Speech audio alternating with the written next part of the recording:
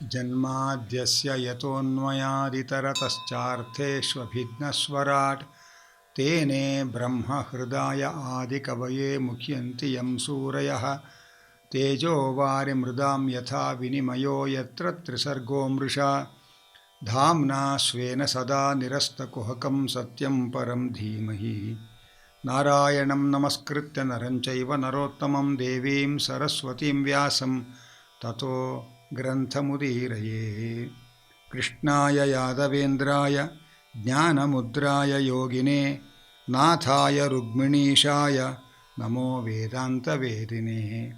ತಪಸ್ವಾಧ್ಯಾಯ ಶುಶ್ರೂಷಾ ಕೃಷ್ಣಪೂಜಾರತಂ ಮುನಿಂ ವಿಶ್ವೇಶಮಿಷ್ಟದಂ ವಂದೇ ಪರಿವ್ರಾಟ್ ಚಕ್ರವರ್ತಿನಂ. ಪರೀಕ್ಷಿತ್ ಮಹಾರಾಜರು ಶ್ರೀ ಶುಕಾಚಾರ್ಯರಲ್ಲಿ ವಿಜ್ಞಾಪನೆ ಮಾಡ್ತಾ ಇದ್ದಾರೆ. ನಾನು ನನ್ನ ತಾಯಿಯ ಗರ್ಭದಲ್ಲಿರುವಾಗ ಅಶ್ವತ್ಥಾಮರ ಬ್ರಹ್ಮಾಸ್ತ್ರದಿಂದ ಯಾವ ಶ್ರೀಕೃಷ್ಣ ಪರಮಾತ್ಮ ಅಮ್ಮನ ಗರ್ಭದಲ್ಲಿ ನನ್ನನ್ನು ರಕ್ಷಣೆ ಮಾಡಿದನೋ ಅಂತಹ ಶ್ರೀಕೃಷ್ಣನ ಮಂಗಳ ಚರಿತ್ರೆಯನ್ನು ವಿಸ್ತಾರವಾಗಿ ಶ್ರವಣ ಮಾಡಬೇಕು ಅನ್ನುವ ಅಪೇಕ್ಷೆ ನನಗೆ ಉಂಟಾಗಿದೆ. ನಮ್ಮ ಪಿತಾಮಹರಾದ ಪಾಂಡವರು ಉಗ್ರವಾದಂತಹ ಕುರುಕ್ಷೇತ್ರದ ರಣಾಂಗಣದಲ್ಲಿ ಯಾವ ಶ್ರೀಕೃಷ್ಣ ಪರಮಾತ್ಮನ ಅನುಗ್ರಹ ಮತ್ತು ನೇತೃತ್ವದಿಂದ ಕೌರವ ಸೈನ್ಯ ಸಾಗರವನ್ನು ಹಸುವಿನ ಹೆಜ್ಜೆಯ ಹಳ್ಳವನ್ನು ದಾಟುವಷ್ಟು ಸುಲಭವಾಗಿ ದಾಟಿದರೋ ಅಂಥ ಕೃಷ್ಣನ ಮಂಗಳ ಚರಿತ್ರೆಯನ್ನು ಕೇಳಬೇಕು ಅನ್ನುವಂತಹ ಅಪೇಕ್ಷೆ ನನ್ನಲ್ಲಿ ಹೆಚ್ಚಾಗಿದೆ. ದಯವಿಟ್ಟು ಆ ಕೃಷ್ಣನ ಮಂಗಳ ಚರಿತ್ರೆಯನ್ನು ವಿವರವಾಗಿ ವಿವರಿಸಿರಿ ಅಂತ ಕೇಳ್ತಾ ಇದ್ದಾರೆ. ಭಗವಂತನ ಮಂಗಳ ಕಥೆಯನ್ನು ಎಷ್ಟು ಶ್ರವಣ ಮಾಡಿದರೂ ಕೂಡ ನೈಷಾತಿ ದುಸ್ಸಹ ಕ್ಷುನ್ಮಾಂ ತ್ಯಕ್ತೋದಮಪಿ ಬಾಧತೆ ಪಿಬಂತಂ ತ್ವನ್ಮುಖಾಂಭೋಜಾತ್ ಶ್ರುತಂ ಹರಿಕಥಾಮೃತಂ. ನೀರನ್ನೂ ಕುಡಿಯದೆ ಪರೀಕ್ಷಿತ್ ರಾಜ ಕಥೆ ಕೇಳ್ತಾ ಕೂತಿದ್ದಾನೆ. ಪರೀಕ್ಷಿತ್ ರಾಜ ಹೇಳ್ತಾನೆ, ನೀರನ್ನೂ ಕುಡಿಯದೆ ಬಿಟ್ಟು ನಾನು ನಿಮ್ಮ ಮುಖದಿಂದ ಶ್ರವಣ ಮಾಡ್ತಾ ಇದ್ದೇನೆ, ಆದರೂ ನನಗೆ ಯಾವ ಹಸುವೆ ಬಾಯಾರಿಕೆಗಳು ಕಾಡ್ತಾ ಇಲ್ಲ. ಯಾಕೆ ಅಂತಂದರೆ ಈ ಲೌಕಿಕವಾದ ನೀರು ಆಹಾರಗಳನ್ನು ನಾನು ಬಿಟ್ಟಿರಬಹುದು, ಆದರೆ ನಿಮ್ಮ ಮುಖ ಕಮಲದಿಂದ ಹೊಮ್ಮುತ್ತಾ ಇರತಕ್ಕ ಹರಿಕಥಾಮೃತವನ್ನು ಪಾನ ಮಾಡ್ತಾ ಇರೋದರಿಂದ ಬೇರೆಯವರಿಗೆ ಸಹಿಸಲು ಅಸಾಧ್ಯವಾದ ಹಸುವೆ ಬಾಯಾರಿಕೆಗಳು ಯಾವುದೂ ನನ್ನನ್ನು ಬಾಧಿಸ್ತಾ ಇಲ್ಲ. ಆ ಕೃಷ್ಣನ ದಿವ್ಯ ಚರಿತ್ರೆಯನ್ನು ವಿವರವಾಗಿ ತಿಳಿಸಿರಿ ಅಂತ ವಿಜ್ಞಾಪನೆ ಮಾಡ್ತಾ ಇದ್ದಾನೆ. ಆಗ ಶ್ರೀ ಶುಕಾಚಾರ್ಯರು ಬಹಳ ಸಂತೋಷಪಟ್ಟರು. ಅವರು ಹೇಳ್ತಾ ಇದ್ದಾರೆ, ಭಗವಂತನ ಮಂಗಲ ಕಥೆಯನ್ನು ಹೇಳು ಅಂತ ಕೇಳ್ತಾ ಇದ್ದಿ, ಇದರಿಂದ ನೀನು ಒಬ್ಬನೇ ಪುನೀತನಾಗುವುದಲ್ಲ, ಅಥವಾ ನಾನೊಬ್ಬನೇ ಪುನೀತನಾಗುವುದಿಲ್ಲ. ನಮ್ಮಿಬ್ಬರ ಸಂವಾದವನ್ನು ಕೇಳುವ ಎಲ್ಲರೂ ಪುನೀತರಾಗ್ತಾರೆ. ಹೇಗೆ ಗಂಗೆ ಏಕಕಾಲದಲ್ಲಿ 3 ಲೋಕದಲ್ಲಿ ಹರಿದುಕೊಂಡು ಬಂದು 3 ಲೋಕವನ್ನೂ ಪಾವನಗೊಳಿಸುತ್ತೋ ಹಾಗೆ ಭಗವಂತನ ಮಂಗಳ ಕಥಾವಾಹಿನಿ ಪ್ರಶ್ನೆ ಕೇಳುವವರನ್ನು, ಅವರಿಗೆ ಉತ್ತರವಾಗಿ ಭಗವಂತನ ಕಥೆಯನ್ನು ಬಿತ್ತರಿಸುವವರನ್ನು, ಅವರಿಬ್ಬರ ಸಂವಾದವನ್ನು ಕೇಳುವ ಬೇರೆ ಶ್ರೋತೃಗಳು ಎಲ್ಲರನ್ನೂ ಏಕಕಾಲದಲ್ಲಿ ಅನುಗ್ರಹ ಮಾಡಿ ಕಾಪಾಡತಕ್ಕಂಥದ್ದು ಭಗವಂತನ ಮಂಗಳ ಕಥೆ. ಅಂಥ ಭಗವಂತನ ಕಥೆಯನ್ನು ಹೇಳುವ ಅವಕಾಶ ನಿನ್ನಿಂದಾಗಿ ನನಗೆ ಒದಗಿ ಬರ್ತಾ ಇದೆ, ನಾನು ಧನ್ಯ ಎಂಬುದಾಗಿ ಶುಕಾಚಾರ್ಯ ಹೇಳ್ತಾ ಇದ್ದಾರೆ. ಹೇಳ್ತಾ ಕೃಷ್ಣನ ಕಥೆಯ ಪೀಠಿಕೆಯನ್ನು ಹೇಳ್ತಾ ಇದ್ದಾರೆ. ಒಮ್ಮೆ ವಿಪರೀತ ಭೂಭಾರ ಹೆಚ್ಚಾಗಿದೆ. ಭೂಭಾರ ಹೆಚ್ಚಾಗಿ ಭೂದೇವಿ ರುದ್ರಾದಿ ದೇವತೆಗಳ ಜೊತೆಯಲ್ಲಿ ಬ್ರಹ್ಮದೇವರ ಮುಂದೆ ಬಂದು, ನನಗೆ ತುಂಬ ದೈತ್ಯರ ಭಾರ ಆಗಿದೆ, ಈ ಭೂಭಾರ ಪರಿಹಾರ ಮಾಡಿರಿ ಅಂತ ವಿಜ್ಞಾಪನೆ ಮಾಡ್ತಾ ಇದ್ದಾರೆ. ಯಾಕೆ ಗೋರೂಪದಿಂದ ಭೂದೇವಿ ಬಂದಿದ್ದಾಳೆ ಅಂತಂದರೆ, ಶ್ರೀಮದ್ ವಾದಿರಾಜ ಗುರು ಸಾರ್ವಭೌಮರು ಅವರದೇ ಆದಂತಹ ಒಂದು ವಿಶೇಷವಾದ ಶೈಲಿಯ ಮೂಲಕ ನಿರೂಪಣೆ ಮಾಡ್ತಾರೆ. ಎಲ್ಲಿ ಎಲ್ಲಿ ಯಾವ ಸ್ಥಳಕ್ಕೆ ಯಾರ್ಯಾರ ಮುಂದೆ ಯಾವ ವೇಷದಲ್ಲಿ ಹೋದರೆ ಅದು ಅರ್ಥಕ್ರಿಯಾಕಾರಿಯಾಗತ್ತೋ ಆ ವೇಷದಲ್ಲಿ ಹೋಗಬೇಕು ಅನ್ನೋದು ಒಂದು ತಿಳುವಳಿಕೆ, ಸಾಮಾನ್ಯ ತಿಳುವಳಿಕೆ. ಕೃಷ್ಣನನ್ನು ಗೋಬ್ರಾಹ್ಮಣ ಹಿತಾಯಚ ಅಂತ ಕೊಂಡಾಡ್ತೇವೆ. ಆದ್ದರಿಂದ ಗೋವಿನ ರೂಪದಲ್ಲಿ ಹೋದರೆ ನೋಡಿದ ಕೂಡಲೇ ಆ ಭಗವಂತನಿಗೆ ಅನುಕಂಪ ಹುಟ್ಟಿ ಕೂಡಲೇ ನಾನು ಅವತಾರ ಮಾಡ್ತೀನಮ್ಮ, ನಿನ್ನ ಭಾರ ಪರಿಹಾರ ಮಾಡ್ತೇನೆ ಅಂತ ಹೇಳ್ತಾನೆ. ಆದ್ದರಿಂದ ಗೋರೂಪ ಬಹಳ ಬೇಗ ಭಗವಂತನ ಅನುಕಂಪಕ್ಕೆ ಪಾತ್ರರಾಗತ್ತೋ ಏನೋ ಅನ್ನುವ ಉದ್ದೇಶದಿಂದ ಎಂಬಂತೆ ಗೋರೂಪಧಾರಣಿಯಾಗಿ ಬಂದಿದ್ದಾಳಂತೆ. ನಮಗೊಂದು ಪ್ರಶ್ನೆ ಬರುತ್ತೆ, ಬೇಕಾದಷ್ಟು ಮೇರು ಮಂದರ ಹಿಮಾಲಯ ಪರ್ವತಗಳನ್ನೆಲ್ಲ ಹೊತ್ತ ಭೂತಾಯಿಗೆ ಕೆಲವು ದೈತ್ಯದಾನವರು ಭಾರ ಆಗೋದು ಅಂದರೆ ಏನರ್ಥ? ಅದಕ್ಕೆ ಶ್ರೀಮದ್ ವಾದರಾಜರು ಹೇಳ್ತಾರೆ, ಇದು ಭಾರ ಅಂತಂದರೆ ಮನಸ್ಸಿಗೆ ಭಾರ. ಹೇಗೆ ಭಾರ? ಪತಿವ್ರತಾ ಸ್ತ್ರೀಯರಿಗೆ ತಮ್ಮ ಪತಿಯ ಪ್ರೀತಿಗೆ ಪಾತ್ರರಾದವರು ಎಷ್ಟು ಜನ ಬಂದರೂ ಸಂತೋಷವಾಗಿ ಉಪಚಾರ ಮಾಡ್ತಾರೆ. ಆದರೆ ಪತಿಯನ್ನು ನಿಂದನೆ ಮಾಡುವವರು ಬಂದರೆ, ಕೆಲವೇ ಸಂಖ್ಯೆಯಲ್ಲಿ ಬಂದರೂ ಅದು ಅವರ ಮನಸ್ಸಿಗೆ ಹಿಂಸೆಯಾಗತ್ತೆ, ಭಾರ ಆಗತ್ತೆ. ಹಾಗೆ ಭೂದೇವಿ ತನ್ನ ಸ್ವಾಮಿಯಾದ ಭಗವಂತನನ್ನು ದ್ವೇಷ ಮಾಡುವವರನ್ನು ಹೊರಬೇಕಾಗಿದ್ದರೆ ಅವಳ ಮನಸ್ಸಿಗೆ ಬಹಳ ಹಿಂಸೆಯಾಗತ್ತೆ.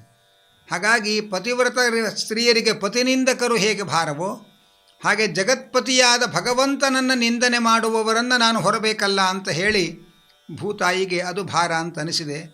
ಅಂತಹ ಭೂಮಿಗೆ ಭಾರರಾದ ದೈತ್ಯ ದಾನವರನ್ನು ಸಂಹಾರ ಮಾಡಿ ನನ್ನನ್ನು ರಕ್ಷಣೆ ಮಾಡಿ ಹಾಗೆ ಅಂತ ಬಂದಿದ್ದಾಳೆ. ಬ್ರಹ್ಮದೇವರು ಹೇಳಿದರು, ಭಗವಂತ ಅವನು ಸಂಕಲ್ಪದಂತೆ ಈ ಜಗತ್ತಿನ ನಿರ್ವಹಣೆ ನಡೆಯೋದು, ನಾವೆಲ್ಲ ಅವನ ಅಧೀನರಾದವರು. ಆದ್ದರಿಂದ ಆ ಭಗವಂತನ ಸನ್ನಿಧಿಗೆ ಹೋಗೋಣ ಬಾ ಅಂತ ಹೇಳಿ ಎಲ್ಲ ದೇವತೆಗಳ ಜೊತೆಯಲ್ಲಿ ಭೂತಾಯಿಯನ್ನು ಕರೆದುಕೊಂಡು ಕ್ಷೀರ ಸಮುದ್ರ ತೀರಕ್ಕೆ ಹೋಗಿದ್ದಾರೆ. ಕ್ಷೀರ ಸಮುದ್ರ ತೀರದಲ್ಲಿ ಹೋದಾಗ ಬ್ರಹ್ಮದೇವರು ಅವರು ಕಣ್ಮುಚ್ಚಿ ಪುರುಷ ಸೂಕ್ತದ ಅರ್ಥಾನುಸಂಧಾನ ಮಾಡ್ತಾ ಭಗವಂತನ ಧ್ಯಾನಕ್ಕೆ ಕುಳಿತರು. ಆ ಧ್ಯಾನದಲ್ಲಿ ಭಗವಂತ ಧ್ಯಾನಕ್ಕೆ ಒಲಿದ ಭಗವಂತ ಭೂಭಾರ ಪರಿಹಾರಕ್ಕೋಸ್ಕರ ನಾನು ಅವತಾರ ಮಾಡ್ತೇನೆ ಅನ್ನುವ ತನ್ನ ಅಭಯ ವಚನವನ್ನು ಬ್ರಹ್ಮದೇವರಿಗೆ ಕೇಳಿಸಿದ. ಲಕ್ಷ್ಮೀದೇವಿಗೆ ದರ್ಶನ ಕೊಟ್ಟು ಹೇಳಿದ, ನಾನು ಭೂಭಾರ ಪರಿಹಾರ ಮಾಡೋದಕ್ಕೆ ಭೂಮಿಯಲ್ಲಿ ಅವತಾರ ಮಾಡ್ತೇನೆ ಅಂತ ಕಣ್ಣಿಗೆ ಕಾಣಿಸಿಕೊಂಡು ಹೇಳಿದ. ಬ್ರಹ್ಮದೇವರಿಗೆ ಕಣ್ಣಿಗೆ ಕಾಣಿಸಲಿಲ್ಲ, ನಾನು ಅವತಾರ ಮಾಡ್ತೇನೆ ಎನ್ನುವ ಮಾತನ್ನು ಮಾತ್ರ ಕೇಳಿಸಿದ್ದಾನೆ. ಇತರ ದೇವತೆಗಳಿಗೆ ಅವನ ಮಾತೂ ಕೇಳಲಿಲ್ಲ. ಬ್ರಹ್ಮದೇವರು ಭಗವಂತ ಹೀಗೆ ಅಭಯವಚನ ಕೊಡ್ತಾ ಇದ್ದಾನೆ ಅಂತ ಬ್ರಹ್ಮದೇವರು ತಿಳಿಸಿದ್ದಾರೆ. ಯಾಕಿಂಥ ಒಂದು ಚಮತ್ಕಾರ ನಡೆಯಿತು ಅಂತಂದರೆ, ಆ ದೇವತೆಗಳ ಸ್ವರೂಪದಲ್ಲಿರುವ ತಾರತಮ್ಯವನ್ನು ತಿಳಿಸುವುದಕ್ಕೋಸ್ಕರ ಭಗವಂತ ಹೀಗೆ ನಡೆದುಕೊಂಡಿದ್ದಾನೆ. ಲಕ್ಷ್ಮೀದೇವಿ ಭಗವಂತನ ಅನಂತರ ಸ್ಥಾನದವಳು. ಲಕ್ಷ್ಮೀದೇವಿಗೆ ನಿತ್ಯ ದರ್ಶನ ಕೊಡ್ತಾ ತನ್ನ ಅಭಯವಚನವನ್ನು ಹೇಳ್ತಾ ಇದ್ದಾನೆ. ಜೀವೋತ್ತಮರಾದ ಬ್ರಹ್ಮದೇವರಿಗೆ ತನ್ನ ವಾಣಿಯನ್ನು ಕೇಳಿಸುವ ಮೂಲಕ ತನ್ನ ಅಭಿಪ್ರಾಯವನ್ನು ತಿಳಿಸ್ತಾ ಇದ್ದಾನೆ. ಉಳಿದ ದೇವತೆಗಳು ಬ್ರಹ್ಮದೇವರಿಗಿಂತ ಕೆಳಗಿನವರಾದ್ದರಿಂದ ಬ್ರಹ್ಮದೇವರಿಂದ ಅವರಿಗೆ ತನ್ನ ಅಭಯ ವಚನವನ್ನು ತಿಳಿಸ್ತಾ ಇದ್ದಾನೆ. ಅಲ್ಲಿಂದ ಮುಂದೆ ಮೇರು ಪರ್ವತದ ಮೇಲೆ ವೈಜಯಂತ ಅಂತ ಒಂದು ಬ್ರಹ್ಮದೇವರ ಮಂದಿರ, ಅಲ್ಲಿಗೆ ಭಗವಂತ ಬಂದು ತಾನು ಎಲ್ಲಿ ಅವತಾರ ಮಾಡ್ತೇನೆ ಅನ್ನೋದು ಎಲ್ಲರಿಗೂ ಗೊತ್ತಾಗಬೇಕು, ತನ್ನ ಸೇವೆ ಮಾಡುವವರಿಗೂ ಗೊತ್ತಾಗಬೇಕು, ತನ್ನನ್ನು ದ್ವೇಷ ಮಾಡುವವರೆಗೂ ತಾನು ಎಲ್ಲಿ ಅವತಾರ ಮಾಡ್ತೇನೆ ಎಂದು ಗೊತ್ತಾಗಬೇಕು. ಅದಕ್ಕೋಸ್ಕರ ಅಲ್ಲಿ ಪರೋಕ್ಷವಾಗಿ ತಿಳಿಸಿದ ಭಗವಂತ ಮೇರು ಪರ್ವತದ ಮೇಲೆ ಬಂದು ಬ್ರಹ್ಮದೇವರಿಗೆ ಹೇಳಿದ, ನಾನು ಎಲ್ಲಿ ಅವತಾರ ಮಾಡಬೇಕು ಹೇಳು, ಅಲ್ಲಿ ಅವತಾರ ಮಾಡ್ತೇನೆ. ಭಗವಂತನಿಗೆ ಎಲ್ಲಿ ಅವತಾರ ಮಾಡಬೇಕು ಅಂತ ಗೊತ್ತಿಲ್ಲದೆ ಕೇಳ್ತಾ ಇರೋದಲ್ಲ, ತಾನು ಕೇಳಬೇಕು, ಬ್ರಹ್ಮದೇವರು ಹೇಳಬೇಕು, ಅದನ್ನು ಉಳಿದವರಿಗೂ ಕೇಳಿಸ್ಕೋಬೇಕು. ಇದು ಭಗವಂತನ ಉದ್ದೇಶ. ಆಗ ಬ್ರಹ್ಮದೇವರು ಹೇಳ್ತಾ ಇದ್ದಾರೆ, ವರುಣನಿಗೆ ಒಳ್ಳೆಯ ಹಸುಗಳನ್ನು ನಾನು ಕೊಟ್ಟಿದ್ದೆ, ಆದರೆ ಕಶ್ಯಪ ತನ್ನ ಪತ್ನಿಯರ ಪ್ರಚೋದನೆಗೆ ಒಳಗಾಗಿ ತಾನೂ ಆಸೆಗೆ ಒಳಗಾಗಿ ವರುಣನಿಂದ ಪಡೆದ ಹಸುಗಳನ್ನು ವರುಣನಿಗೆ ಹಿಂದಕ್ಕೆ ಕೊಡದೆ ಅಪಹಾರ ಮಾಡಿದ್ದಾರೆ. ಅದಕ್ಕೆ ವರುಣ ನನ್ನಲ್ಲಿ ದೂರು ಕೊಟ್ಟ, ಕಶ್ಯಪರು ಹಸುವನ್ನು ಪಡೆದು ವಾಪಸ್ಸು ಕೊಟ್ಟಿಲ್ಲ ಹಾಗೆ ಅಂತ. ಅದಕ್ಕೆ ನಾನು ಕಶ್ಯಪರಿಗೆ ಶಾಪ ಕೊಟ್ಟಿದ್ದೇನೆ, ನೀನು ಗೋ ಅಪಹಾರ ಮಾಡಿರೋದರಿಂದ ಭೂಮಿಯಲ್ಲಿ ಕ್ಷತ್ರಿಯ ವಂಶದಲ್ಲಿ ಹುಟ್ಟಿ ವೈಶ್ಯರಂತೆ ಗೋಪಾಲಕನಾಗಿ ನೀನು ಬದುಕಬೇಕು ಹಾಗೆ ಅಂತ ಶಾಪ ಕೊಟ್ಟಿದ್ದೇನೆ. ಅದೇ ಕಶ್ಯಪ ವಸುದೇವನಾಗಿ ಭೂಮಿಯಲ್ಲಿ ಅವತಾರ ಮಾಡಿದ್ದಾನೆ. ಕಶ್ಯಪರ ಪತ್ನಿಯರು ಕೂಡ ವಸುದೇವನ ಹೆಂಡತಿಯರಾಗಿ ಭೂಮಿಯಲ್ಲಿ ಅವತಾರ ಮಾಡಿದ್ದಾರೆ. ಅದಿತಿಯೇ ದೇವಕಿಯಾಗಿ ವಸುದೇವನ ಹೆಂಡತಿಯಾಗಿದ್ದಾಳೆ. ಆ ವಸುದೇವ ದೇವಕಿಯರು ಹಿಂದೆ ಸುತಪ ಮತ್ತು ಪೃಷ್ಣಿ ಎಂಬ ಹೆಸರಿನ ದಂಪತಿಗಳಾಗಿದ್ದಾಗ ಭಗವಂತನನ್ನು ಕುರಿತು ಸಾವಿರಾರು ವರ್ಷಗಳ ಕಾಲ ತಪಸ್ಸು ಮಾಡಿದ್ದಾರೆ. ತಪಸ್ಸು ಮಾಡಿ ಭಗವಂತ ಪ್ರಕಟನಾದಾಗ ಏನು ಬರಬೇಕು ಅಂತ ಕೇಳಿದಾಗ ಭಗವಂತ ನಿನ್ನಂತಹ ಮಗ ನನಗೆ ಬೇಕು ಅಂತ ಕೇಳಿದ್ರಂತೆ. ಭಗವಂತ ಅಂದ, ನನ್ನಂಥವರು ಅಂತ ಇನ್ನೊಬ್ಬರು ಯಾರೂ ಇಲ್ಲ, ಆದ್ದರಿಂದ ನಾನೇ ನಿಮ್ಮ ಮಗನಾಗಿ ಅವತಾರ ಮಾಡ್ತೇನೆ, 3 ಬಾರಿ ನಿಮ್ಮ ಮಗನಾಗಿ ಅವತಾರ ಮಾಡ್ತೇನೆ ಅಂತ ಮಾತು ಕೊಟ್ಟ. ಆಗ ಪೃಷ್ಣಿ ಎಂಬುದಾಗಿ ಅದಿತಿ ಅವತಾರ ಮಾಡಿದ್ಲು. ಕಶ್ಯಪರು ಸುತಪ ಎಂಬ ಹೆಸರಿನಿಂದ ಅವತಾರ ಮಾಡಿದರು. ಭಗವಂತ ಪೃಷ್ಣಿಗರ್ಭ ಎಂಬ ರೂಪದಿಂದ ಆಗ ಅವರ ಮಗನಾಗಿ ಅವತಾರ ಮಾಡಿದ್ದ. ಮುಂದೆ ಕಶ್ಯಪ ಅದಿತಿಯರಾಗಿಯೇ ಇದ್ದಾಗ ವಾಮನನಾಗಿ ಅವರ ಮಗನಾಗಿ ಭಗವಂತ ಅವತಾರ ಮಾಡಿದ. ಈಗ ಅವರೇ ವಸುದೇವ ದೇವಕಿಯರಾಗಿ ಹುಟ್ಟಿದ್ದಾರೆ. ಅವರಿಗೆ ಭಗವಂತ ಕೃಷ್ಣನಾಗಿ ಅವತಾರ ಮಾಡುವಂತೆ ಬ್ರಹ್ಮದೇವರು ಕೋರ್ತಾ ಇದ್ದಾರೆ. ಭಗವಂತ ಬ್ರಹ್ಮದೇವರ ಕೋರಿಕೆಗೆ ಅಸ್ತು ಅಂತ ಹೇಳಿದ್ದಾರೆ. ಇತ್ತ ಕಡೆಯಲ್ಲಿ ವಸುದೇವ ದೇವಕಿಯರಿಗೆ ಮದುವೆಯಾಗಿದೆ. ಮದುವೆಯಾದ 16 ದಿವಸಗಳ ಕಾಲ ವಿವಾಹ ಪರ್ವಕಾಲ ಅಂತ ಹೇಳ್ತಾರೆ. ಸಾಮಾನ್ಯವಾಗಿ 16ನೇ ದಿವಸ ಚಪ್ಪರದ ಪೂಜೆ ಮಾಡ್ತಾರೆ, ಚಪ್ಪರವನ್ನು ವಿಸರ್ಜನೆ ಮಾಡ್ತಾರೆ ಅಂತೆಲ್ಲ ನಾವು ಲೌಕಿಕವಾಗಿ ಕೇಳಿದ್ದೇವೆ. ಆ ವಿವಾಹ ಪರ್ವಕಾಲ ಏನಿದೆ, ಆ ಪರ್ವಕಾಲದಲ್ಲಿ ವಿವಾಹ ಆಗಿ 5-6 ದಿವಸಗಳಾಯಿತು. ಆಗ ದೇವಕಿಯನ್ನು ವಸುದೇವನ ಮನೆಗೆ ಕರೆದುಕೊಂಡು ಬಿಡುವಂಥ ಒಂದು ಸಂಭ್ರಮದ ವಾತಾವರಣ ಮನೆಯಲ್ಲಿ ಪ್ರಾರಂಭ ಆಯಿತು. ಎಲ್ಲರೂ ಕೂಡ ಬಹಳ ಸಂಭ್ರಮದಿಂದ ದೇವಕಿಯನ್ನು ಗಂಡನ ಮನೆಗೆ ಕಳುಹಿಸಿಕೊಡುವಂತಹ ಉತ್ಸವದಲ್ಲಿ ಪಾಲ್ಗೊಂಡಿದ್ದಾರೆ. ಬೇಕಾದಷ್ಟು ರಥಗಳಲ್ಲಿ ಬೇಕಾದಷ್ಟು ಧನ ಕನಕಗಳನ್ನು ತುಂಬಿ ಕಳುಹಿಸಿಕೊಡ್ತಾ ಇದ್ದಾರೆ. ಬಂಗಾರದ ರಥದಲ್ಲಿ ವಸುದೇವ ದೇವಕಿಯರನ್ನು ಕೂಡಿಸಿದ್ದಾರೆ. ಆಗ ಕಂಸ ಹೇಳ್ದ, ನಾನು ನನ್ನ ತಂಗಿಯನ್ನು ಗಂಡನ ಮನೆಗೆ ಕರೆದುಕೊಂಡು ಹೋಗಿ ನಾನೇ ಬಿಡ್ತೇನೆ ಅಂತ ಹೇಳಿ ಕಂಸ ಹೇಳ್ತಾ ಇದ್ದಾನೆ. ಕಂಸನಿಗೆ ಒಂದು ತರಹದಿಂದ ವರಸೆಯಲ್ಲಿ ತಂಗಿ ಸ್ಥಾನದಲ್ಲಿದ್ದಾಳೆ ದೇವಕಿ. ಹಾಗಾಗಿ ಕಂಸ ತಾನೇ ಕೂತು ಸಾರಥಿಯಾಗಿ ರಥವನ್ನು ತೆಗೆದುಕೊಂಡು ಹೋಗ್ತಾ ಇದ್ದಾನೆ. ಆಗ ಒಂದು ಅಶರೀರವಾಣಿ ಆಯಿತು. ಅಶರೀರವಾಣಿ ಅಂತ ಎಲ್ಲಿ ಬರುತ್ತೆ ಅದು ವಾಯುದೇವರು ಅಶರೀರವಾಣಿಯ ಮೂಲಕ ತಿಳಿಸ್ತಾರೆ ಅಂತ ಅರ್ಥ ಅಂತ ಶಾಸ್ತ್ರ ಹೇಳ್ತಾ ಇದ್ದಾರೆ. ಹಾಗಾಗಿ ಅಶರೀರವಾಣಿಯ ಮೂಲಕ ಭಗವಂತನ ಒಂದು ಸಂಕಲ್ಪವನ್ನು ವಾಯುದೇವರು ತಿಳಿಸ್ತಾ ಇದ್ದಾರೆ. ಯಾವ ದೇವಕಿಯನ್ನು ಬಹಳ ಸಂಭ್ರಮದಿಂದ ನೀನು ಗಂಡನ ಮನೆಗೆ ಅಂತ ಕರೆದುಕೊಂಡು ಹೋಗ್ತಾ ಇದ್ದೀಯೋ ಆ ದೇವಕಿಯಲ್ಲಿ ಹುಟ್ಟುವ 8ನೇ ಮಗನೇ ನಿನಗೆ ಮಾರಕ ಮೃತ್ಯು ಹಾಗೆ ಅಂತ. ಇದುವರೆಗೆ ಬಹಳ ಮಮತೆ ಅಕ್ಕರೆಯನ್ನು ತೋರಿಸ್ತಾ ಇದ್ದ ಕಂಸ ಈ ಅಶರೀರವಾಣಿಯನ್ನು ಕೇಳಿದ ಕೂಡಲೇ ಕೆಂಡವಾದ. ದೇವಕಿಯನ್ನು ಕೊಂದು ಬಿಡ್ತೇನೆ ಅಂತ ಖಡ್ಗ ಹಿಡಿದು ನಿಂತ. ಕಂಸ ಕಾಲನೇಮಿ ಎಂಬ ದೈತ್ಯನ ಅವತಾರ. ಅದರ ಜೊತೆಯಲ್ಲಿ ಭೃಗುಋಷಿಗಳು ಅವನ ಒಳಗೆ ಸೇರಿದ್ದಾರೆ. ಹಾಗಾಗಿ ಇದುವರೆಗೆ ಭೃಗುಋಷಿಗಳ ಆವೇಶದ ಪ್ರಭಾವ ಇತ್ತು. ಸೌಮ್ಯವಾಗಿ ಸಾತ್ವಿಕನಾಗಿ ನಡ್ಕೊಳ್ಳೋ ಹಾಗೆ ಕಾಣಿಸ್ತಾ ಇದ್ದ. ಈಗ ಒಳಗಿದ್ದ ದೈತ್ಯನ ಆವೇಶ ಕೆರಳಿತು. ಆ ದೇವಕಿಯನ್ನೇ ಕೊಂದು ಬಿಡ್ತೇನೆ ಅಂತ ಹೇಳಿ ಖಡ್ಗ ಹಿಡಿದು ನಿಂತ. ಆಗ ವಸುದೇವ ಹೇಳ್ದ, ಭೋಜವಂಶಕ್ಕೆ ಕೀರ್ತಿ ತರುವಂತಹ ಕೆಲಸ ಮಾಡಬೇಕು ಕಂಸ.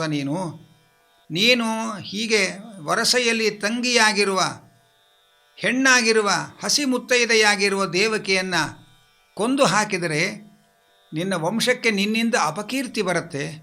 ಸ್ತ್ರೀ ಹತ್ಯೆ ಮಾಡಿದವನು ಅಂತ ನಿನ್ನನ್ನು ಅಗೌರವದಿಂದ ಕಾಣುವಂಥ ಸಂದರ್ಭ ಬರುತ್ತೆ. ಅಲ್ಲದೆ ನೀನು ದೇವಕಿಯನ್ನು ಕೊಲ್ಲಲಿಕ್ಕೆ ಹೊರಟಿರುವ ಉದ್ದೇಶ ಏನು? ನೀನು ಬದುಕಬೇಕು, ದೇವಕಿಯ ಮಕ್ಕಳಿಂದ ನನಗೆ ಮರಣ ಬರುತ್ತೆ, ಆದ್ದರಿಂದ ದೇವಕಿಯನ್ನೇ ಕೊಂದರೆ ನಾನು ಬದುಕ್ತೇನೆ ಅಂತ ನಿನ್ನ ಯೋಚನೆ. ಆದರೆ ದೇವಕಿಯನ್ನು ಕೊಂದರೆ ಅವಳನ್ನು ಕೊಂದದ್ರಿಂದಲೇ ನೀನು ಸಾಯಬೇಕಾದ ಸಂದರ್ಭ ಬರುತ್ತೆ. ಅದ್ಯಾಕೆ ಅಂತಂದರೆ ಯಾರು ಸ್ತ್ರೀ ಹತ್ಯೆ ಮಾಡ್ತಾರೆ ಅವರಿಗೆ ಆಯುಷ್ಯ ಹಾನಿ ಅಂತ ಧರ್ಮಶಾಸ್ತ್ರದಲ್ಲಿ ಹೇಳ್ತಾರೆ. ನೀನು ಬದುಕಬೇಕು ಅಂತ ಸ್ತ್ರೀ ಹತ್ಯೆ ಮಾಡಿದರೆ ಸ್ತ್ರೀ ಹತ್ಯೆ ಮಾಡಿದ್ರಿಂದಲೇ ನಿನ್ನ ಆಯುಷ್ಯ ಹಾನಿಯಾಗತ್ತೆ. ಆದ್ದರಿಂದ ಎಚ್ಚರಿಕೆಯಾಗಿರು. ನಿನಗೇನು ದೇವಕಿಯ ಮಕ್ಕಳಿಂದ ಮರಣ ಅಂತ ಅಶರೀರವಾಣಿ ತಾನೆ. ದೇವಕಿಯಲ್ಲಿ ಹುಟ್ಟುವ ಮಕ್ಕಳನ್ನು ನಾನು ನಿನಗೆ ತಂದು ಅರ್ಪಣೆ ಮಾಡ್ತೇನೆ, ಮಕ್ಕಳನ್ನು ಬೇಕಾದರೂ ಕೊಲ್ಲು, ದೇವಕಿಯನ್ನು ಬಿಡು ಹಾಗೆ ಅಂತ ವಸುದೇವ ಹೇಳ್ತಾ ಇದ್ದಾನೆ. ಇದಿಷ್ಟು ನಾವು ಕಥೆಯ ಕೇಳಿದ್ದೇವೆ. ಈ ಸಂದರ್ಭದಲ್ಲಿ ಭಾಗವತ ವಸುದೇವನ ಆಲೋಚನೆ ಏನಿತ್ತು ಅನ್ನುವುದನ್ನು ಹೇಳ್ತಾ ಇದ್ದಾರೆ. ಅಲ್ಲ, ದೇವಕಿಯನ್ನು ಉಳಿಸಿಕೊಳ್ಳಲಿಕ್ಕೆ ಹೋಗಿ ತನಗೆ ಹುಟ್ಟುವ ಮಕ್ಕಳನ್ನೆಲ್ಲ ಬಲಿ ಕೊಡ್ತೇನೆ ಅಂತ ಇನ್ನೊಂದು ಅಪಾಯಕ್ಕೆ ಸಿಲುಕಿದ್ನಲ್ಲ ಹಾಗೆ ಅಂತ ನಮಗನ್ಸುತ್ತೆ. ವಸುದೇವ ಯೋಚನೆ ಮಾಡಿದಂತೆ ಸದ್ಯಕ್ಕೆ ವರ್ತಮಾನ ದೇವಕಿ ರಕ್ಷಣೆ, ಮುಂದೆ ದೇವಕಿಯ ಮಕ್ಕಳಿಂದ ಮರಣ ಅನ್ನೋದು ಭವಿಷ್ಯತ್ತದು. ಆದರೆ ವಸುದೇವ ಯೋಚನೆ ಮಾಡಿದ, ದೇವಕಿಗೆ ಅಕಸ್ಮಾತ್ ಹೆಣ್ಣು ಮಕ್ಕಳೇ ಹುಟ್ಟುಬಿಟ್ರೆ ಆವಾಗ ಮಕ್ಕಳು ಉಳಿತಾರೆ, ದೇವಕ್ಕೂ ಉಳಿತಾಳೆ. ಅಥವಾ ಗಂಡು ಮಕ್ಕಳು ಹುಟ್ಟಿ ಕಂಸನನ್ನೇ ಕೊಲ್ಲುವಂಥ ಮಗ ಹುಟ್ಟಿದರೆ ಆವಾಗ ಕಂಸ ನಾಶ ಆಗ್ತಾನೆ, ದೇವಕಿ ಮಕ್ಕಳೆಲ್ಲ ಉಳಿತಾರೆ. ಅಥವಾ ಮಕ್ಕಳೇ ಆಗದೆ ಹೋದರೆ ನನಗೆ ದೇವಕಿ ನನಗೆ ಸಿಗ್ತಾಳೆ, ಉಳಿತಾಳೆ. ಆದ್ದರಿಂದ ನಮ್ಮ ಕೈಯಲ್ಲಿ ಇಲ್ಲದೇ ಇರೋ ದೂರದ ಭವಿಷ್ಯತ್ತಿನ ಬಗ್ಗೆ ಯೋಚನೆ ಮಾಡ್ತಾ ವರ್ತಮಾನವನ್ನು ಹಾಳು ಮಾಡಿಕೊಳ್ಬಾರದು. ಇದು ವಸುದೇವನ ಯೋಚನೆಯಾಗಿತ್ತು. ಇದು ನಮ್ಮೆಲ್ಲರ ಜೀವನಕ್ಕೆ ಬಹಳ ಮುಖ್ಯವಾದ ವಿಚಾರ. ಇದು ನಮ್ಮಲ್ಲಿ ಬಹಳ ಜನ, ಅದು ಹೊಸ ಪೀಳಿಗೆಯ ಬಹಳ ಜನ ವರ್ತಮಾನವನ್ನು ಕಳ್ಕೊಳ್ತಾರೆ. ಒಂದು ಬದಲಾವಣೆ ಮಾಡಲಿಕ್ಕಾಗದ ನಡೆದು ಹೋದ ಭೂತಕಾಲದ ಬಗ್ಗೆ ಯೋಚನೆ ಮಾಡ್ತಾ ವರ್ತಮಾನ ಕಳ್ಕೊಳ್ತಾರೆ. ಇನ್ನೊಂದು ಇವರ ಕೈಯಲ್ಲಿ ಇಲ್ಲದೇ ಇರುವ ಬಹಳ ದೂರದ ಭವಿಷ್ಯತ್ತಿನ ಊಹೆಯಿಂದ ವರ್ತಮಾನ ಕಳ್ಕೊಳ್ತಾರೆ. ಇನ್ನೂ ಸರಳವಾಗಿ ಹೇಳೋದಾದರೆ, ಬೆಳಗ್ಗೆ ಸ್ನಾನ ಮಾಡ್ತೇವೆ, ಸ್ನಾನದಲ್ಲಿ ಒಂದು ಆನಂದ ಇರುತ್ತೆ. ಅದರ ಸ್ನಾನ ಮಾಡುವಾಗ ತಿಂಡಿ ಆಗಿದೆಯೋ ಇಲ್ಲೋ ಅನ್ನೋ ಚಿಂತನೆಯಲ್ಲಿ ಗಡಿಬಿಡಿಯಲ್ಲಿ ಸ್ನಾನದ ಆನಂದ ಅನುಭವಿಸದೆ ಟೆನ್ಷನ್ ಮಾಡ್ಕೊಳ್ತಾರೆ. ಹೋಗಲಿ ತಿಂಡಿ ಕೊಟ್ಟ ಮೇಲೆ ನಿಶ್ಚಿಂತೆಯಾಗಿ ತಿಂತಾರೆ. ಅಂದರೆ ತಿಂಡಿ ತಿನ್ನುವಾಗ ಎಲ್ಲಿ ಕ್ಯಾಬ್ ಬಂದ್ಬಿಡ್ತು ಅಂತ ಗಾಬರಿಯಲ್ಲಿ ತಿಂಡಿ ತಿಂತಾ ಇರ್ತಾರೆ. ಅಂದರೆ ಭವಿಷ್ಯತ್ತಿನ ಯೋಚನೆ ಮಾಡ್ತಾ ವರ್ತಮಾನ ಕಳ್ಕೊಳ್ತಾ ಇರ್ತೇವೆ. ಇಲ್ಲದೇ ಹೋದರೆ ನಡೆದು ಆಗಿ ಹೋಗಿರುವ ಘಟನೆಗಳನ್ನು ನೆನೆಸಿಕೊಂಡು ಅದನ್ನೇನು ಈಗ ಬದಲಾವಣೆ ಮಾಡೋಕ್ಕಾಗಲ್ಲ, ನಡೆದಾಗಿದೆ, ಆಗಿ ಹೋದ ವಿಚಾರಗಳನ್ನು ನೆನೆಸಿಕೊಂಡು ವರ್ತಮಾನ ಕಳ್ಕೊಳ್ತೇವೆ. ಮಹಾಭಾರತ ಹೇಳುತ್ತೆ, ಗತಂ ನ ಚಿಂತೆಯೇತ್ ಪ್ರಾಜ್ಞಃ ಭವಿಷ್ಯಂ ನೈವ ಚಿಂತೆಯೇತ್ ವರ್ತಮಾನೇನ ಕಾಲೇನ ವರ್ತಂತೆ ಹಿ ವಿಚಕ್ಷಣಾಃ. ಬುದ್ಧಿವಂತರಾದವರು ಆಗಿ ಹೋದದ್ದರ ಬಗ್ಗೆ ತಲೆ ಕೆಡಿಸ್ಕೊಂಡು ಯೋಚನೆ ಮಾಡ್ತಾ ಕೂತ್ಕೊಳ್ಳಲ್ಲ, ಕೈಯಲ್ಲಿ ಇಲ್ಲದೇ ಇರೋ ಭವಿಷ್ಯತ್ತಿನ ಬಗ್ಗೆ ಯೋಚನೆ ಮಾಡ್ತಾ ಕೂತ್ಕೊಳ್ಳಲ್ಲ, ವರ್ತಮಾನವನ್ನು ಅನುಭವಿಸ್ತಾರೆ. ಇದು ಬುದ್ಧಿವಂತರ ಲಕ್ಷಣ ಅಂತ ಮಹಾಭಾರತದಲ್ಲಿ ಒಂದು ಕಡೆ ಹೇಳ್ತಾರೆ. ಹಾಗೆ ವಸುದೇವ ವರ್ತಮಾನ ದೇವಕಿಯ ಸಂರಕ್ಷಣೆ. ದೇವಕಿಯಲ್ಲಿ ಯಾವ ಮಕ್ಕಳಾಗಲ್ವೋ ಗಂಡಾಗತ್ತೋ ಹೆಣ್ಣಾಗತ್ತೋ ಅದು ಯಾವುದೋ ನಮ್ಮ ಕೈಲಿಲ್ಲ, ನಮಗೆ ಗೊತ್ತಿಲ್ಲ, ಸಮಾಚಾರ ದೈವಾಧೀನವಾದದ್ದು. ಆದ್ದರಿಂದ ಅದರ ಬಗ್ಗೆ ತಲೆ ಕೆಡಿಸಿಕೊಳ್ಳದೆ ದೇವಕಿಯನ್ನು ರಕ್ಷಣೆ ಮಾಡಿಕೊಳ್ಳೋಣ ಅಂತ ವಸುದೇವ ಯೋಚನೆ ಮಾಡಿ ದೇವಕಿಯನ್ನು ಕಾಪಾಡಿಕೊಂಡ. ಆಮೇಲೆ ದೇವಕಿಯಲ್ಲಿ ಚೊಚ್ಚಲ ಗಂಡು ಮಗು ಆಯಿತು. ತಾನು ಕಂಸನಿಗೆ ಕೊಟ್ಟ ಮಾತು ತಪ್ಪಬಾರದು ಅಂಥೇಳಿ ಆ ಚೊಚ್ಚಲ ಗಂಡು ಮಗುವನ್ನೇ ಕಂಸನ ಮುಂದೆ ತೆಗೆದುಕೊಂಡು ಹೋಗಿ ಅರ್ಪಣೆ ಮಾಡ್ತಾ ಇದ್ದಾನೆ.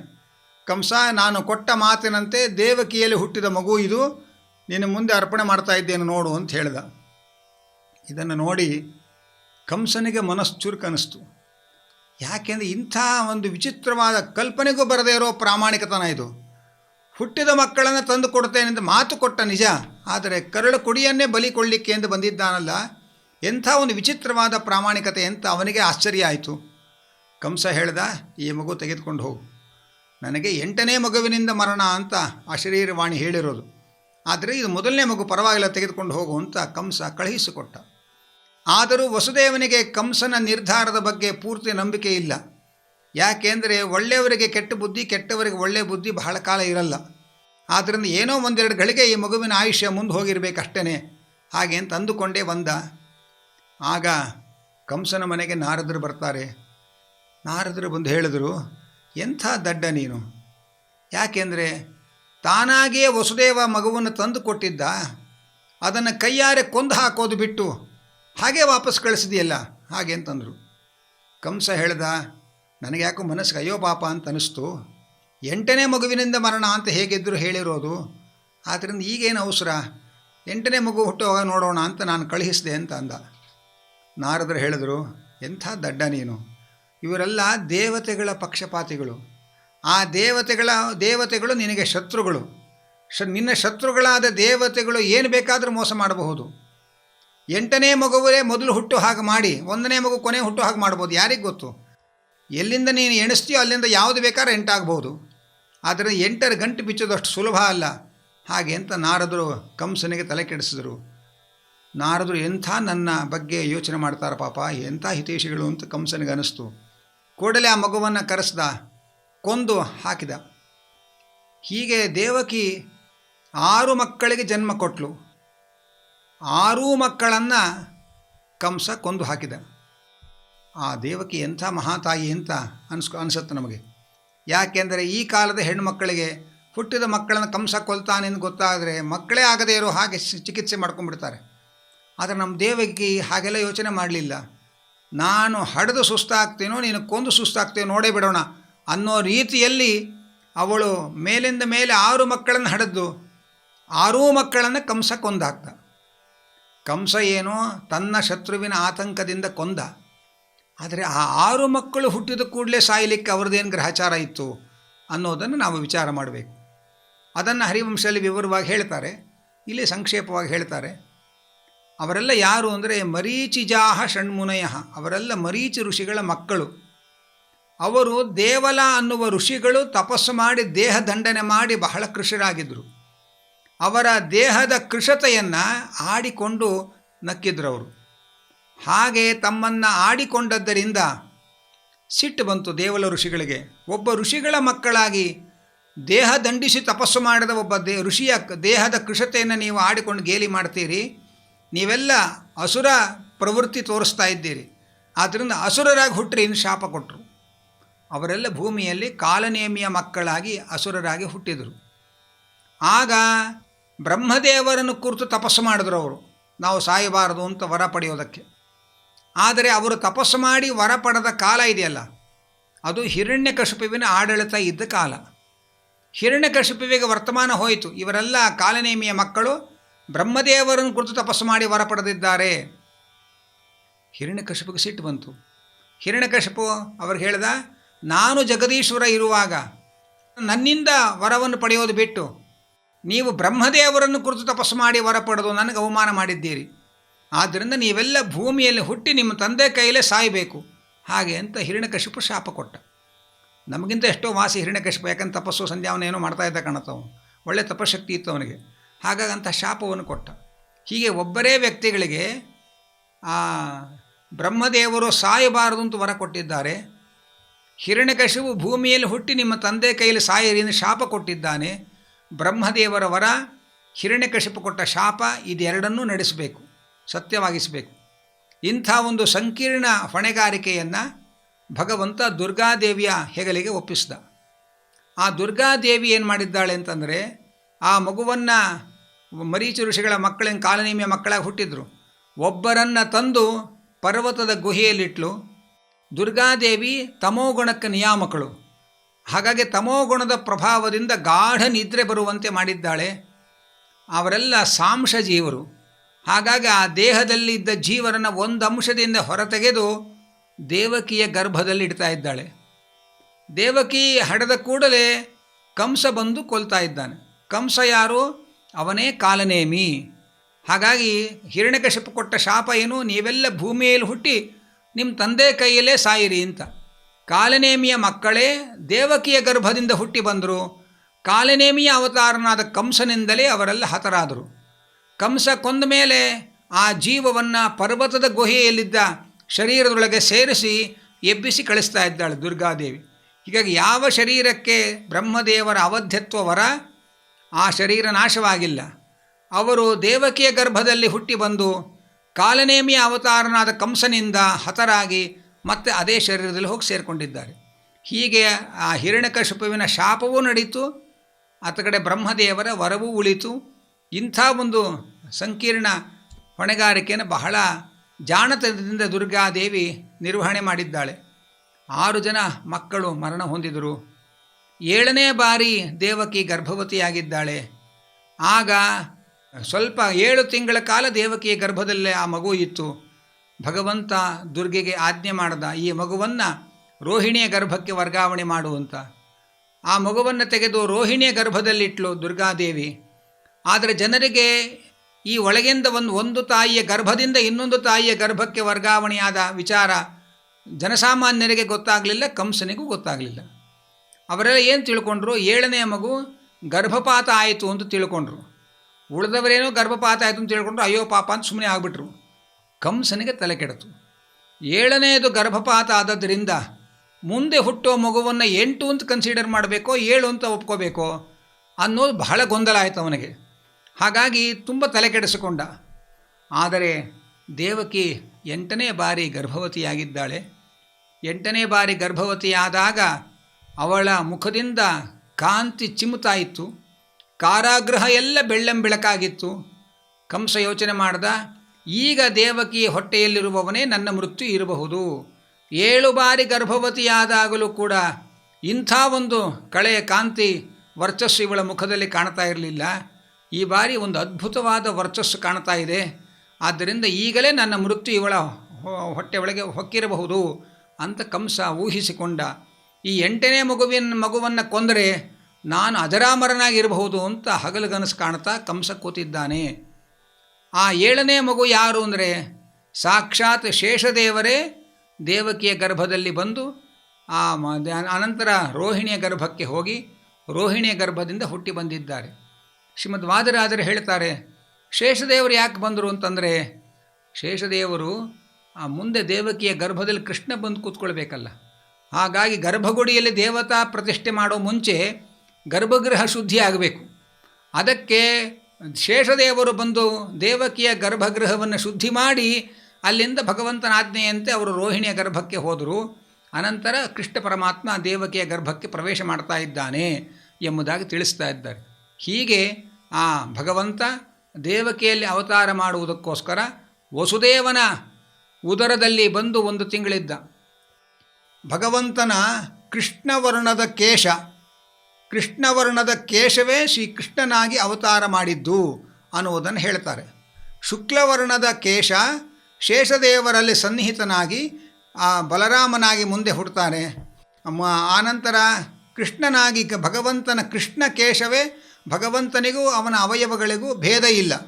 ಹಾಗಾಗಿ ಭಗವಂತನ ಕೃಷ್ಣ ಕೇಶಕ್ಕೆ ಶಕ್ತಿ ಕಡಿಮೆ, ಕೃಷ್ಣ ರೂಪಕ್ಕೆ ಶಕ್ತಿ ಜಾಸ್ತಿ ಅಂತೆಲ್ಲ ತಿಳ್ಕೋಬೇಕಾಗಿಲ್ಲ. ಭಗವಂತನ ಕೃಷ್ಣ ಕೇಶವೇ ದೇವಕಿಯ ಗರ್ಭದ ಮೂಲಕ ಕೃಷ್ಣನಾಗಿ ಹೊರಗೆ ಬಂತು ಅಂತ ಇದ್ದಾರೆ. ಹೀಗೆ ಕೃಷ್ಣಾವತಾರದ ಭೂಮಿಕೆಯನ್ನು ಈ ಸಂಚಿಕೆಯಲ್ಲಿ ನಾವು ತಿಳಿದುಕೊಂಡು ಕೃಷ್ಣಾವತಾರದ ಸಂತಸದ ವಾರ್ತೆಯನ್ನು ಮುಂದಿನ ಸಂಚಿಕೆಯಲ್ಲಿ ಕೇಳಿ ತಿಳ್ಕೊಳ್ಳೋಣ ಅಂತ ಹೇಳ್ತಾ ಈ ಪ್ರವಚನವನ್ನು ಮಧ್ವಾಂತರ್ಗತ ವೇದವ್ಯಾಸದೇವರು ಸಮರ್ಪಣೆ ಮಾಡ್ತಾ ಇದ್ದೇನೆ. ಕೃಷ್ಣಾರ್ಪಣಮಸ್ತು. ಈ ಸಂಚಿಕೆಯ ಪ್ರಾಯೋಜಕರಾಗಿ ಶ್ರೀಮತಿ ಸಂಧ್ಯಾ ಮಧುಕರ್ ಅವರು ಸೇವೆ ಸಲ್ಲಿಸಿದ್ದಾರೆ. ಅವರಿಗೆ ಭಗವಂತ ಕೃಷ್ಣ ಪರಮಾತ್ಮ ಉತ್ತರೋತ್ತರ ಶ್ರೇಯೋಭಿವೃದ್ಧಿಯನ್ನು, ಆಯುರಾರೋಗ್ಯ ಭಾಗ್ಯವನ್ನು ಕೊಡಲಿ, ಇನ್ನಷ್ಟು ಭಗವಂತನ ಸೇವೆ ಭಾಗವತ ಶ್ರವಣವನ್ನು ಮಾಡುವ ಅವಕಾಶ ಕೊಡಲಿ ಅಂತ ಪ್ರಾರ್ಥನೆ ಮಾಡ್ತಾ ಈ ಸಂಚಿಕೆಯನ್ನು ಕೃಷ್ಣಾರ್ಪಣಮಸ್ತು ಅಂತ ಹೇಳ್ತಾ ಇದ್ದೀವಿ.